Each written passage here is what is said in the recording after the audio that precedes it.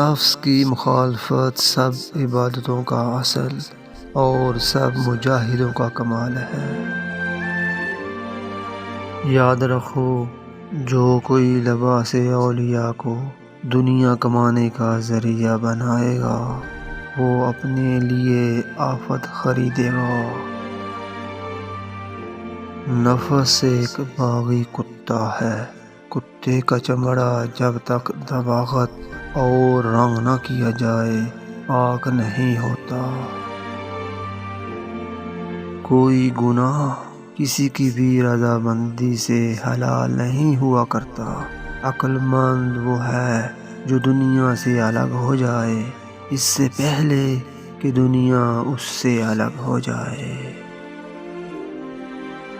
خلق عظیم یہ ہے کہ جب تم خدا تعالیٰ کو پہچان چکے ہو تو لوگوں کی سختیاں تم پر اثر نہ کریں۔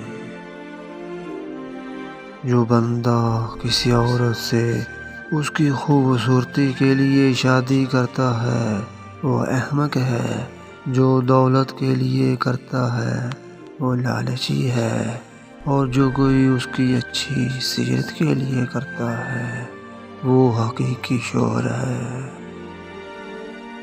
چیونٹی کو غور سے دیکھو اور اس کی طرح اپنی زندگی میں محنت اور کفایت کرو، اسی میں تمہاری بھلائی ہے۔ اس قدر سادہ لوح کی مت بنو کہ سب لوگ تمہارے دل میں گھر کر لیں۔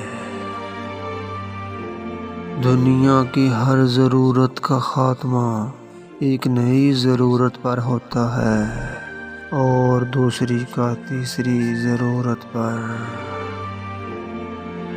دانت نعمت کھاتے کھاتے گھس گئے لیکن زبان شکایت کرتے کرتے نہ گھسی۔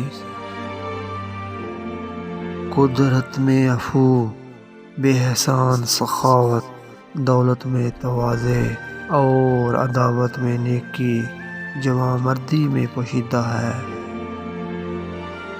نیک کردار کی بہترین نشانی رفتار و گفتار ہے۔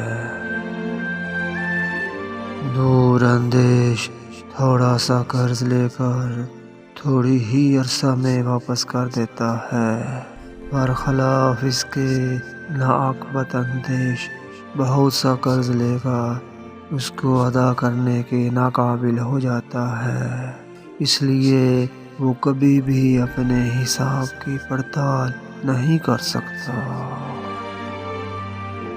فاتح کو خوف کی نظر سے دیکھا جاتا ہے۔ دانا آدمی کی عزت ہماری نگاہ میں بڑھ جاتی ہے۔ جس طرح بڑی بڑی سچائیاں سادہ ہوتی ہیں اسی طرح بڑے بڑے آدمی بھی نہایت ہی سادہ ہوتے ہیں۔ جمع کرنے کے بعد مرد اور عورت کو الگ الگ کپڑے سے اپنی شرمگاہیں صاف کرنی چاہیے، ورنہ بچے کمزور پیدا ہوں گے۔ بزرگی کی نشانیاں 3 ہیں۔ اول یہ کہ دوسرے لوگ اسے بزرگ سمجھیں۔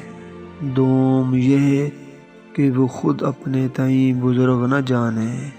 سوم یہ کہ جب مصیبتوں میں گر جائے تو سچائی کا دامن پکڑے رکھے۔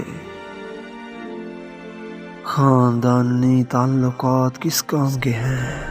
انسان تنہا آتا ہے اور تنہا مرتا ہے، کوئی کسی کی مصیبت میں کام نہیں آ سکتا، یہ ایک تلخ حقیقت ہے۔